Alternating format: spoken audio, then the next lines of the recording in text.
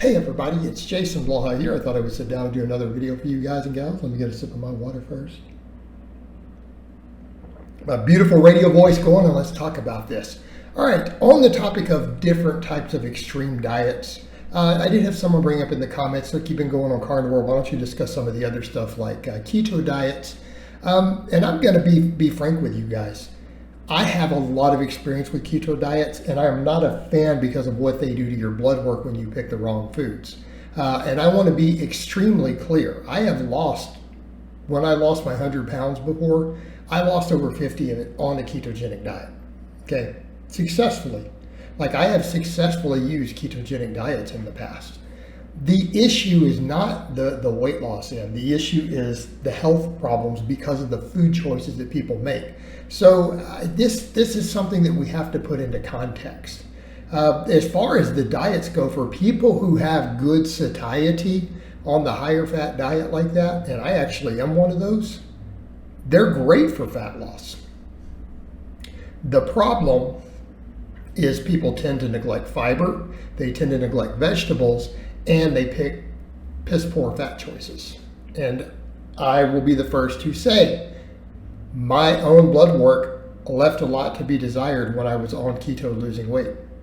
Okay, so even when I was like 30 pounds into losing fat on a normal keto many years ago when I did that. I mean, this was before I even started YouTube and social media stuff like this, which I've been doing since 2012 as an influencer. So my LDL was very elevated, right? My inflammatory markers were definitely elevated, A1C and everything. They were too high when I did the normal traditional keto with a lot of saturated fat. The same thing when I've messed with keto anytime in the past, my skin gets worse, my inflammation gets worse. My inflammation in general tends to get worse on that sort of diet if it's really high in the saturated fat. In other words, if I'm eating the sausage and the red meat and eggs and cheese and everything, okay? When I've done them with healthier fats, not so much. And I think that applies to everyone. And this is what a lot of the medical experts out there are saying about this. They're like, it's in many ways, the ketogenic diet can help with certain metabolic conditions. There's a reason it's used medically for certain things. In fact, I have a medical condition that some doctors have experimented with keto diets for improving because I have Meniere's disease. I have bilateral Meniere's disease. I'm just in the burnout phase, so it doesn't bother me so much at this point in my life. And it's been that way over a decade now. But it was really, really bad in my early 30s. That's what really debilitated me at one time. So, and it's actually useful for that sort of diet can be, for even controlling the symptoms of it. So again, I want to be clear, I'm not against ketogenic diets. I'm against the reckless way people do them and the garbage foods that they pick when it's just all saturated fat. This is a problem because your LDL still goes up. And I think that's the biggest problem in the keto community, and you'll see medical doctors and experts chime in, the ignoring their LDL. Ignore the LDL. And what foods are going to be raising it? Red meats, butter. Again, if they're high fat red meats, leaner ones not so much. Eggs, okay? But it's not all dairy, and that's been kind of the interesting thing when people look at the data. Dairy fat by itself doesn't seem to increase LDL in the matrix of milk.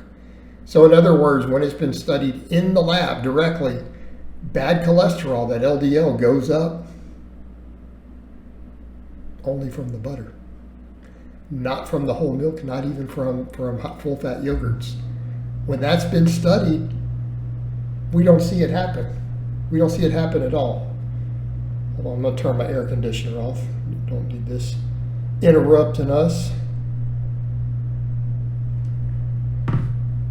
All right, so that's what they've generally found. So literally the same amount of fat calories from whole milk versus butter has a completely different effect on your lipid profile. So just throwing that out there, when I jump on the butter, I'm not even talking about the whole milk. Now, I will also state there are better fats that you could be eating. So the thing is, if we're talking about fat loss, look at the data on it. Saturated fat increases fat oxidation the least out of any type of fat you can consume. So now the LDL might still be okay if you're drinking a whole milk or even doing the yogurt or cheese, but you're also not improving anything. Also not improving your insulin sensitivity and stuff.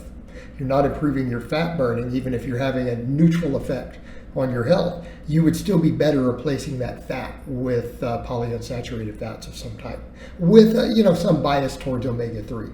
Why? Those actually improve insulin sensitivity. Okay, so saturated fat hurts insulin sensitivity and it can elevate insulin resistance.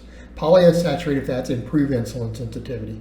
Okay, they also increase fat burning the most on a calorie for calorie basis. In order, omega-3 increases fat burning the most, fat oxidation, then omega-6, then monounsaturated, then saturated in that order. You get a far better fat burning effect. So if people are going to eat healthy foods, they'll do better on a keto. So again, I want to be clear, my problems with the ketogenic diet are not because it's high fat, low carb. Now, I think for bulking purposes, hands down, I think very low fat, high carb, if you're trying to gain just lean muscle, absolutely the way to go. I think for a lot of people, given the best blood work, best health markers, I think that can very much be the way to go.